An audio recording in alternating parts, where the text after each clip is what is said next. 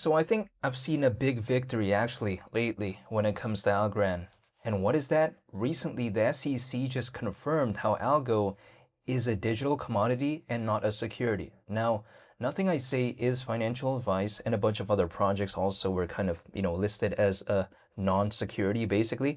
But here's the thing. Why do I think it's a big victory? First of all, did I ever think that Algo, which is Algorand's native token, was a security, quote unquote? No, because if let's say I acquire Algo, it does not mean I acquire a part of Algorand, right? So I just never thought it was anyways. But I think this right here is a pretty cool thing because it puts a stamp. It puts like an actual label that, hey, you know what? Algo, it's not a security. And I think it's a pretty big victory at the end of the day. And is this right here like the biggest thing that has happened to Algorand so far? No, I don't think so. I mean, Algorand, I think, has historically achieved pretty impressive things, but I think it's a step in the right direction, in my opinion. The analogy that I have is this, right? I mean, Algo, again, being labeled as basically a digital commodity, I think it's kind of like having somewhat of a participation reward, in a sense where my analogy is this. It's like, for instance, there's a lot of Jumanji and Fast and Furious movies, right? I'm not too sure how many movies there are when it comes to that. Maybe it's like Jumanji 25. I mean, I don't know, right? Or Fast and Furious 32. I'm just joking. I mean, there's probably not that many, but I'm just saying.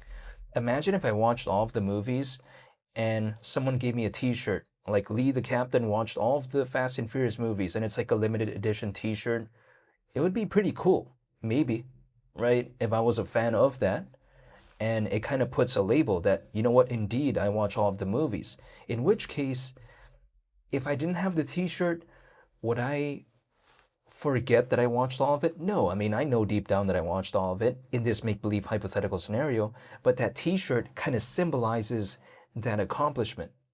Now, again, it's probably not the best analogy that I'm using, but I'm just saying, that's just kind of the vibe that I'm getting here. Algorand, it's still going to do its thing anyways, right? I mean, it's still one of the most popular layer 1 blockchains, I feel like, out there in the world as of right now anyways. It's not something that I think would bother Algorand too much, but still, it's pretty cool that I see this nonetheless, and I think it gives more breathing room, right? It gives more clarity as to what Algorand is, I think, again, in just the grand scheme of things, especially when it comes to its native token called ALGO. So overall, I think it's a pretty big victory. That's the way I take a look at it. Now, people like to tell me, okay, but it hasn't really done much to the price of ALGO. Yes, I'm totally aware of that, but a bunch of projects are having a pullback. ALGO is an altcoin, right? Are altcoins doing good as of right now? No, they're not. No, sir. They're not doing good whatsoever.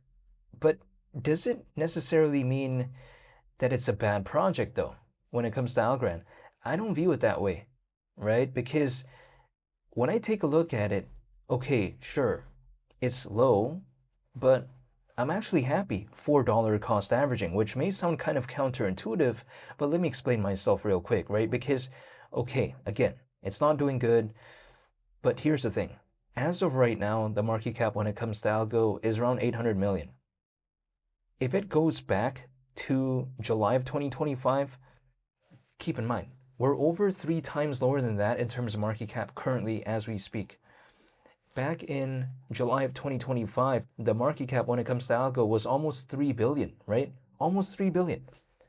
We're over 3 times lower than that basically as of right now. Algo, in a sense, right?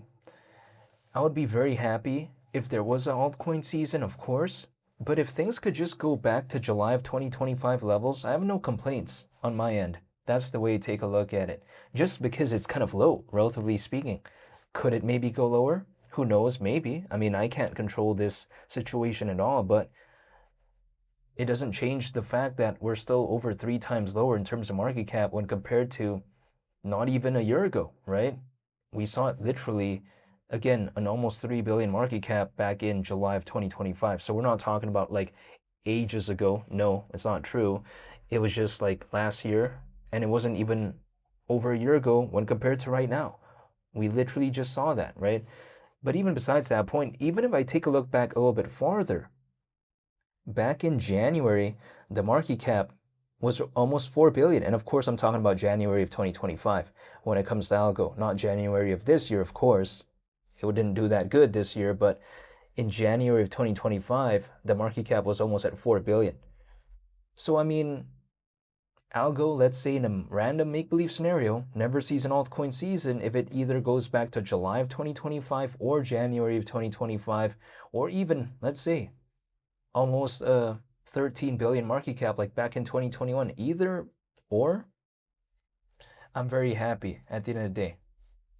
I mean, that's just the way to take a look at it. If let's say I just take a look at Algo, right, going to maybe hypothetically $1, which again, it's not like it's going to be breaking any records, but I'm saying if it did go to $1, keep in mind, considering the current circulating supply of Algo, the market cap at that point would be around 9 billion. We're around 11 times lower than that, basically. Is around a 9 billion market cap that ridiculous? I mean, again, we literally saw Algo reach a market cap of almost 13 billion back in 2021. And here's the thing. Just like around a 9 billion market cap, we've literally seen that before when it comes to Algo. And also, a 9 billion market cap is around 9 times lower than a market cap in which Dogecoin once reached back in 2021. But again, I don't even need Algo to hypothetically go to $1 to be happy. If it just goes back to like a market cap of around, 4 billion, 3 billion, or whatever like that, I'm already quite happy nonetheless, even if I never see a 9 billion market cap. But I'm just saying, either it goes like around 3 billion all the way up till around a 10 billion or whatever market cap, basically I'm already happy. That's the way to take a look at it. But who knows what will happen? I mean, we'll wait and see, but I'm just saying that's just kind of the mindset that I'm in as of right now. So when I take a look at Algorand, I mean, let's keep in mind, it has an aspect of ISO 20022. It's not like it's such a bad project in my opinion. I mean, a lot of people care about like the aspect of ISO 20022 for something like XDC, Stellar, Ripple, and so on, right? But suddenly when it comes to Algorand, it's often overlooked. And I think it kind of makes sense a little bit, but I think it doesn't change the fact that it's still a pretty impressive achievement or a pretty impressive thing, I would say, in the grand scheme of things. The reason why is this, right? Because I think that XDC, Stellar, and Ripple, they're really known for a project that's really focused on global trade and finance. So of course, that right there, again, an aspect of ISO 20022 is considered like very impressive in the grand scheme of things. Now, here's the thing.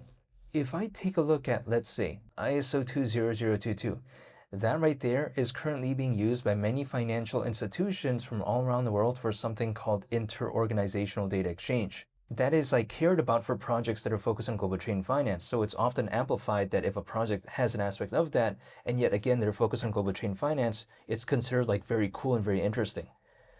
But when it comes to a project like Algorand, which isn't really known for like, something that's super focused in the grand scheme of things as like, again, being hyper focused on just global trade and finance, when people take a look at an aspect of ISO 20022 when it comes to Algorand, it's often kind of ignored because they kind of don't really expect to see that when it comes to a project like Algorand.